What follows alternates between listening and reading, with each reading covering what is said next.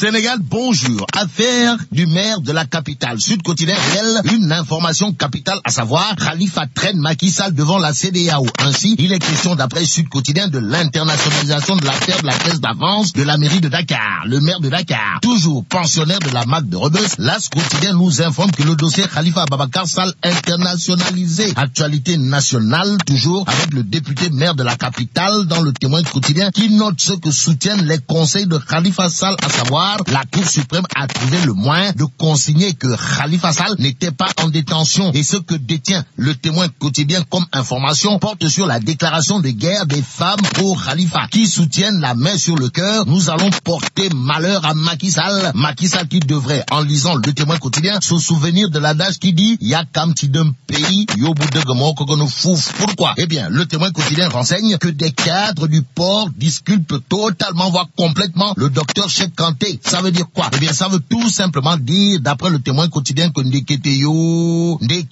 ceux qui accusent le docteur Cheikh Kanté de malversation au port de Dakar sont des Rousmania, pire des oiseaux de mauvais augure. En tout cas, le Témoin quotidien, sous la plume d'Abdou Karim Diarra, révèle ces faits qui, selon des cadres du port, disculpent le docteur Cheikh Kanté. Ndamal Kadior, à la une de Walf Quotidien, le quotidien du groupe Walfadjri, en effet, titre Idrissa Seck la chute libre. Pourquoi? Ndamal Kadior, ancien spermatozoïde futur cadavre, n'est pas loin, alors là, pas du tout loin du précipice. Eh bien, Walf Quotidien en veut pour preuve ses résultats électoraux en baisse, sans oublier le fait qu'il a été lâché par ses lieutenants. En tout cas, démission en cascade au parti Réumi et perte de leadership de Ndamal Kadior. Walf Quotidien, dans ses colonnes, souligne tout simplement et tout bonnement Idrissa Seck, la fin d'un mythe de la caverne ou pas. Une chose est sûre, d'après Walf Quotidien, le parti Réumi de Ndamal Kadior est en passe de devenir une formation politique ndemsiale. Dieu est grand, mais le président turc n'est pas petit si on en croit Libération. Le journal en veut pour preuve l'affaire des établissements Yavuz Selim avec un Erdogan qui installe ses hommes. Ainsi, le quotidien qui parle d'occupation des locaux de Yavuz Selim révèle que Marie fait sa rentrée lundi. Mais ce que relève le quotidien gravite autour des interrogations sur la présence des élèves. Car cela ne tient dans l'As quotidien, c'est l'imam Ratib Mohamed Mustafa Diagne du ministère de l'Éducation nationale qui fait deux raka avant de dire nous préférons la Turquie à Yavuz Selim. L'imam Ratib Mohamed Mustafa Diagne, directeur de la formation et de la communication au ministère de l'Éducation nationale,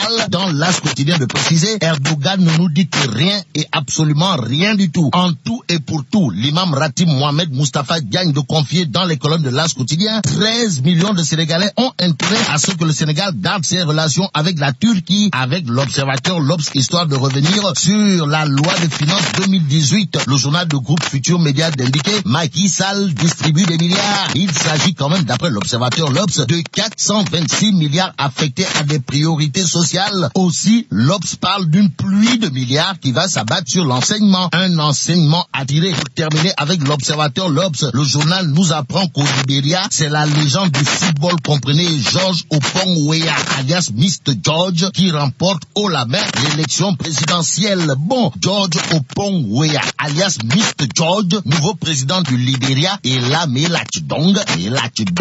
Le scénario en question est-il possible pour El Hadj Ousseynou Diouf? Bon, vive le Sénégal.